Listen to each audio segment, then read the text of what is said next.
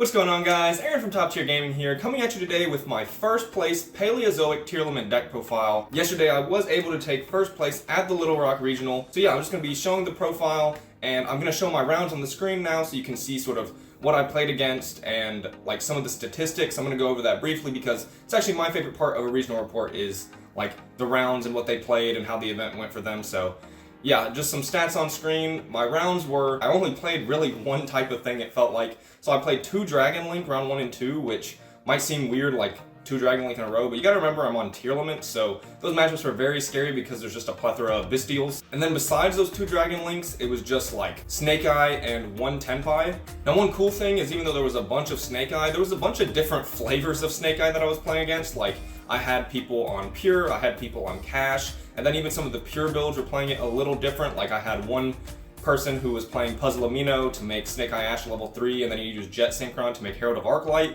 which is like Tearlament's worst nightmare, so that was actually quite scary. Like, Arclight is so good versus so many of the Tearlament cards. And then it was round 4 or 5 that I actually played against Cam Neal, the most recent YCS champion, and that was super fun because he's obviously an amazing player and he played Snake Eye extremely well.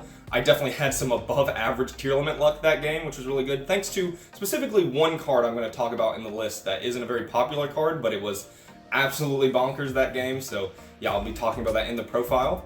Besides that, we did win this mat, which I'm not gonna lie, it's not my favorite mat. Like, this art isn't the best in my opinion. I think if they did Blessing or a different voiceless card that came out in Legacy of Destruction, which I guess there was only 2, so it was this or Blessing, I think there were better cards to use for a mat, but it's still cool. I like the field zone specifically. And yeah, shoutouts, shoutouts to my friends for taking me to the event, and then shoutouts to Steel Fox Games, my sponsor, for always making these events easier. And yeah, with all that being said, if you do enjoy this video, feel free to like and subscribe, and let's hop into this first place Tearlament deck profile. Alright, so I'm going to be going over the 40 card main deck, the 15 card extra deck, and the 15 card side deck. Of course, I'm going to be doing it a little quicker than my last profile. Again, if you want to see a more longer in-depth profile, you can check out my last regional top list at Fort Worth. This one, since I've already explained it very in-depth before, is going to be a little quicker. Starting off with the engine, we have the 3 Tearlament monsters. Of course, we're going to max out those. We then have triple Rhino Heart, which I am on 3 still. 3 is just like the best number because you want to maximize seeing this card in your opening hand and milling it. It's both of those are very strong, either milling it or drawing it. There was an issue in my last list with sometimes having too many normal summons, but I have sort of fixed that a little bit in this list. And then for the last remaining Tearlaments, I am on 3 Tearlaments Kashtira. This is just like your most spammable tier monster. You're going to run through 3 of her like very often. You're going to use this card 4, 5, even maybe 6 times a game. Of course, you only run 3 copies, but she's super recyclable with either Totally Awesome or Vivid Tail or Meta Noise. So you go through Tier Cash a lot, and she just turbos through your deck really quickly, gets you a lot of mills, and of course gets, the Paleos and the Tearlaments rolling. So yeah, 9 Tearlaments, we're just maxing them out. Unfortunately for this event, I don't have like a crazy Hovness story like I did at Fort Worth. However, all of the Tearlament cards definitely overperformed, so no specific story, but obviously the Tearlament cards were insane. Then I played the 2 Dangers, so I'm still on 2 Dangers over like 3. I talked about the second Nessie last list, and I just think 2 is better. Like, you don't want to see multiple of these cards like ever in your opening hands, and you don't want to build too many of them because then there's diminishing returns on them. So yeah, I was really happy with the 2 Dangers. And of course, being able to discard like bricks and draw free cards is very nice. And then I'm down to 1 Backjack, which feels a little odd. Like, this is one of the best cards in the deck. Like I said in my last profile, that Backjack was one of the MVPs and he's super strong, but the issue was seeing him and Rhino Heart in the same hand. It created some very awkward hands. And you want every card to be a good draw and a good mill. That's the whole theme of this deck. And what would happen with running multiple Backjacks is I would have 2 normal summons in hand, and then not every card was a good draw or a good mill, because then Backjack's a horrible mill. And if you don't draw it with Dinomischus or a way to make like Barricade Borg or Shiren, it's really bad, especially if you get hand trapped. So I did go down to 1 Backjack. I still feel like there's an option to play 2. I just don't know exactly what I would cut right now because I kind of prefer everything I have to a second Backjack. But when you mill him, he's the highest impact mill in the deck. So I'm going to keep thinking about this. Right now I'm on 1, but I do think there's a good chance I up it to 2 again, just to like test that. It's a really... Sometimes with this deck, I don't feel like there's a right answer, and that's kind of where I'm at with Backjack, but that's what I played at this event. Then for the old Tearlament spells, we are on the 1 planet. I really tried to play more than 1 of this. Like, I put it to 2, I put it to 3, I did testing with all ratios higher than 1. I even tried it without Planet again, which I haven't done in a while, but I tried it without Planet. I do think one Planet is super good because there are ways to add this back. There's actually multiple ways to add this back now. But yeah, I tried it at 2 and 3 and I just did not like it. Like, I was milling this card so often, it felt really bad. Yeah, it's really good to draw, but there's a lot of other cards that are pretty solid to draw, and this card is one of those few cards in the deck that is just not a good mill, and it was not very pleasant. So I put it back to 1, but definitely still feel free to play more than 1 of this if it feels wrong to you. And then I'm on the 3 Scream. This is obvious, one of the best cards in the deck. Just milling on your turn and then milling again on your opponent's turn is very strong. And the 500 attack is pretty relevant, especially going second into like Appaloosa, it can come up. And it's just one of your better mills too, because at the end of the day, you're just trying to get trap cards in your hand to activate your Paleos, and Scream does that for free. And then one change I made is I actually went up to 2 Grief, which is kind of weird. Like, Grief was a card that didn't see much play in Tearlaments ever, but I don't know. At Fort Worth, every time I saw Grief, it felt insane. Honestly, I just loved drawing it. There's so many just cool things you can do to extend past hand traps, and it's often a good mill. There are times where you mill it and it does nothing because you haven't banished a trap yet.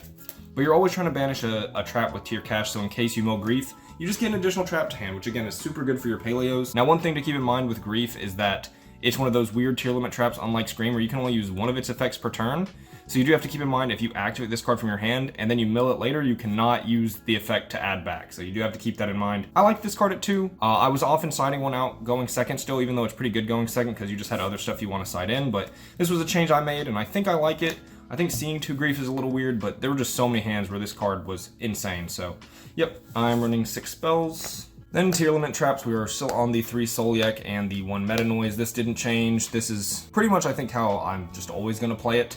I side into the Crime for game 2s and 3s, where I'm pretty sure they'll have Bestials, or especially versus Runic, and then of course going first Crime is insane. But in the main deck, you want to see Soliek very quickly and very fast, and seeing multiple copies isn't even always bad because you want to discard 1 off Rhino Heart often, so that you can get a search and keep extending.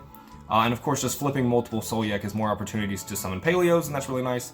And the Meta Noise is bonkers, one of the best interrupts. You can roll back it, and it can just be like multiple interruptions. The Tearlament traps are just absolutely bonkers. They do so much. And we are going to play 4 copies. And for the Paleos, I am on the 3 Morella. Still the best Paleo in my opinion. It just sets up everything. You really like Morella. And then 3 Dinomischus. This also didn't change. This ratio I think is fine. I did test with a 7th Paleo. I wanted to play either a Leoncolia or an Olenoids, but it just didn't come up. And like sometimes, I mean, obviously the Paleos are great mills, but if you mill too many of them, again, there's like huge diminishing returns when milling Paleos. You're only going to summon so many Paleos in a game, and you only need to see so many. Like once you see 2 Paleos, that's pretty much all you're going to need. Opabinia can search a 3rd. If you see any more than that, there's definitely huge diminishing returns on it. So I like just these 6. They're the 6 that always do something. Dinomischus is a great interrupt, and discarding Tearlament cards is insane. There's so many cards you want to discard with this. If you do want to test the 7th, I think you can like side Leoncolia or Olenoids as well, just as options for Opabinia, but I'm still just on the 6 Paleos. Then we have just the absolute blowouts of the deck. We have the 3 Needlebug Nests, just insane all day. This card is bonkers. I had 1 Needlebug Nest that milled 2 Tearlament names and like Soliek and like 2 Paleos, and yeah, Needlebug Nest is just crazy. That happened multiple times because, I mean, your deck is almost nothing but good mills. There were definitely times where Needlebug just milled insane. And we have Durham Karma Cannon, which is just one of the best cards, one of the best traps like ever printed at this point in my opinion. I think this is one of the best things we've gotten from Konami in a while as far as traps. Yeah, this card just wins games. Like I played so many Snake Eye, this card is just the Snake Eye Destroyer. It honestly just, it is such a huge blowout. You want to see it. I did play test with this at 2 because not only is it terrible in like the bad matchups, which I would say are like mostly voiceless voice, but like you really just want to see it going second versus Snake Eye all the time. And I lost so many die rolls to Snake Eye, and I would draw Daruma Karma Cannon, and it was like completely fine. So yeah, and then you roll back this card. These 6 blowouts are just fine. They're the other traps that aren't great mills, which stinks, but if you see rollback, they are good mills, so you do want to mill one of them eventually.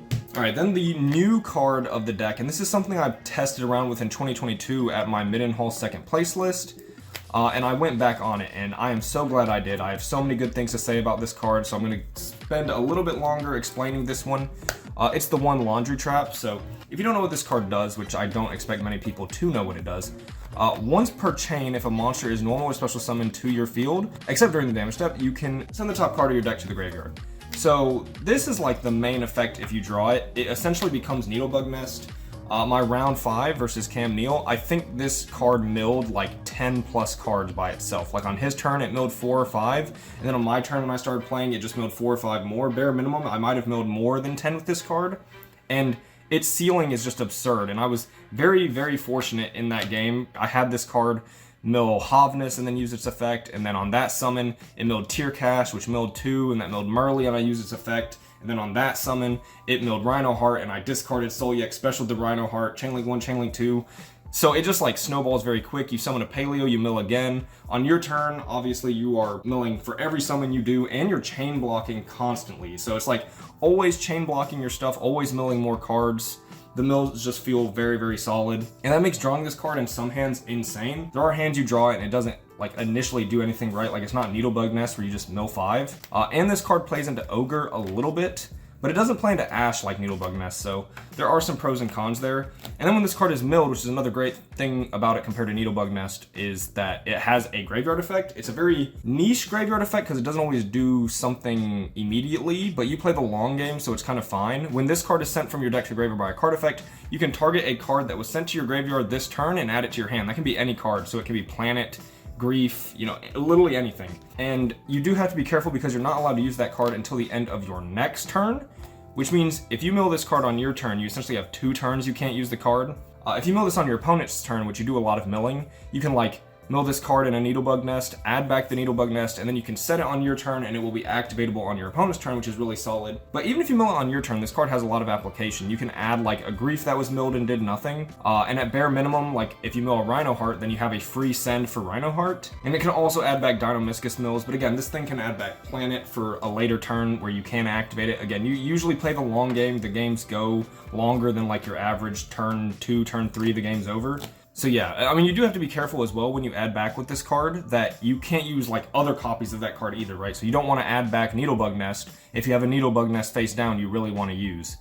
Rollback does help you sort of play around that specific interaction, but if this card sticks on the board, it just is pretty much over as long as you're playing. But yeah, every time I saw this card, it was bonkers. Highly recommend you try this card out in your Paleo decks if you are messing around with Paleo. And we left in the Vivid Tail. This card is bonkers. I explained this a lot in my last profile, but this is like one of the MVPs of the deck. It's just so much follow-up. People always ask about this card, but it's literally so much follow-up. It's like, if you draw it, it's 2 Paleos and 2 additional Tear Cash uses, which is like 4 free cards off 1 Vivid Tail, and of course it's an insane mill. You can dodge things like Skill Drain, like you can make Zeus activate his effect, and then Vivid Tail him back, and then his effect will resolve, things like that. It just has a lot of, like something gets targeted, you bounce it back for free. It's follow-up, and there's a lot of neat plays with it. I really enjoy the Vivid Tail. Then we're still on the main Paleo card, 2 Rise to Full Height. This is the card that makes 10 Pie Dragon essentially the buy. Yeah, this card was obviously bonkers.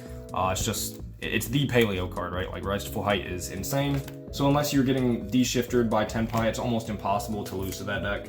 And then 2 Transaction Rollback. I took out the Trivia Karma for a second rollback, and I'm pretty happy I did. Like, at least this card, when it's drawn, you can set it. Like, there are applications for it. Trivia Karma is literally just, like, the worst brick in the deck. And oftentimes I would set this, and, like, my opponent would just try to get rid of it. The thing about playing versus Snake Eye is they often make Phoenix, and sometimes they just pop your rollback or a set Soulyak that wasn't live. That happened once or twice. It was very good every time, and rollback's insane. But this card sort of makes it to where this deck is like horrible going into time, because this is one of the most powerful cards in your deck, and you just have to side it out. Like, you're just forced to, which feels horrible. Like, I wish I could play with this card all the time, but of course, you know, as you get closer to time, you do have to side this card out, which means you lose a lot of power in your deck. On to the extra deck, we have 2 Kaleido Heart. This card came up big being at 2 several times today. Again, this is the only card I run multiples of in my extra deck. This card, like, the second one does come up because he is your main win condition, since we're not trying to make like Anomalocaris as a win condition. Yeah, Tearlaments is like the win condition, and Kaleido Heart is that dude. Then we have a Mud Dragon and a Garura. These are obviously just really good fusions to make, and we are siding Super Poly, so they come up for that too, and the Dragostapelia is the last fusion. Yeah, all of these were super, super good. Then I took out Relinquished Anima from my last list since I cut a backjack, so we have less links than last time.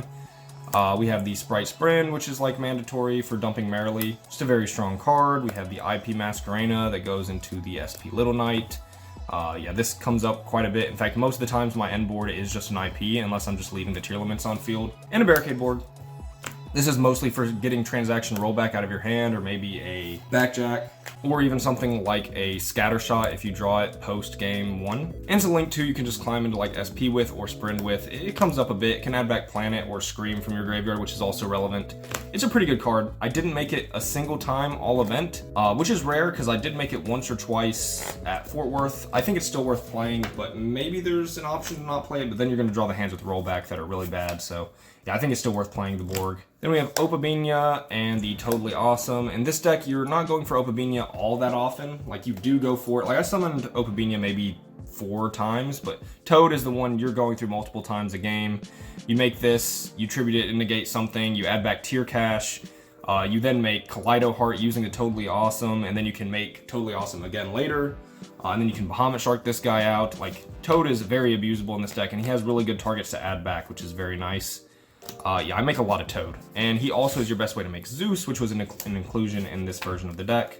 We have the aforementioned Bahamut Shark. Yeah, this makes Toad with multiple Rhino Heart or Rhino Heart Mud Dragon, and that's very strong. Bahamut Shark comes up a lot. Then a package I didn't play at Fort Worth, and after playing with it again, I played it in 2022 when I played this deck originally, but took it out for Fort Worth. And now putting it back in, I don't even remember how I cleared boards at Fort Worth besides like Kaleido Heart spinning. I'm on the Downard and the Zeus, and these cards were bonkers. I made Zeus, I think 3 times, and then I made him with the Downard twice. And Downard came up clutch for that. Like, I thought the Downard might not come up. This is technically what the Relinquished Anima became. And she was big. Like, Zeus clearing boards makes your games also just go faster because it puts you in an obviously winning position very quick, and your opponent will catch on that you're winning the game. Zeus also deals with so many of like the back row cards that you might struggle to deal with without Kaleido Heart spinning them back. So, yep, these were insane. Definitely happy I put them in, and I would not take them out again. And I'm still playing the Typhon. This card is bonkers. This card was huge this event. It was less good at Fort Worth. I mean, it was fine at Fort Worth, but this card was way better today at Little Rock. So, yeah, this card was amazing. And I didn't even play any of the matchups where it's like notoriously good. Like, I didn't play any branded where like this card really is in here for. But yeah, it was pretty good versus everything I was playing against. And then on to the side deck, a lot of changes here. I took out the Impulses and like the Rescue Ace stuff because while those cards are good, I wanted to fit other cards that maybe actually did something more as far as going second. But also like adding the Impulses and stuff to your deck makes your mills worse, and that felt really bad. But we were still on the Phantasmes because this card's not a bad mill and it's just an insane card. This card was amazing all day. Super glad I played it. Of course, I only played against decks that this card is good against. Well, maybe not the Tenpai player, but I played Dragon Link and Snake Eye. Like, Phantasme was coming in just about every game, and he's super solid. He, like, baited an Ash one time, which feels pretty good. And then I played 3 Super Poly, which is a card you want to draw off Phantasme. I unfortunately did not draw this card a single time all event. I wish I did, since I lost so many die rolls. It'd be nice to see this in one of my Go Second games. And yeah, Super Poly in theory is amazing, but again, I didn't see it that often, and I didn't side it in all that often because, like, while I do like it versus Snake Eye, I didn't see it versus them, and this was really for like Voiceless and maybe Branded and like Melodious. I thought this card could be insane versus those, and I think this deck has a horrible matchup versus Melodious and like a pretty less favorable matchup versus Voiceless, so Super Poly's for those, and I think I want to keep playing these even though I didn't really get to test it because I didn't play against any decks it's good against. I also sided the Earth Golem at Ignister for Snake Eye, which felt horrible to side this all day because you have to like switch sleeves, which felt terrible. But yeah, I sided the Super Poly package like this. I sided 1 Mudora, so no Keldo in the list. The Mudora is for like the stun decks like Runic Stun, some slower decks that might, like Eldritch or something where Mudora's good, but I didn't side in the Mudora all day. He's just horrible to draw, and that feels really bad, even though he's a great mill. 2 Witch's Strike for Voiceless. I didn't see Voiceless though, so these didn't come in a single time. But yeah, the idea is you Witch's Strike the Voiceless player and you win because that matchup's not that great. 1 Crime.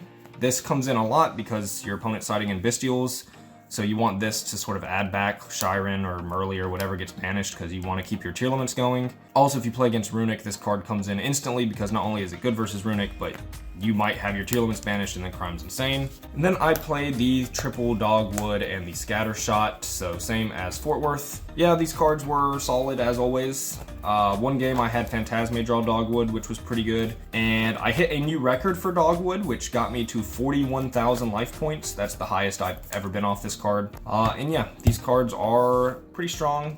You have to side out rollback, so you have to side something in. And yeah, that's going to be it for the deck profile. Hope you guys enjoyed. Leave your thoughts down below.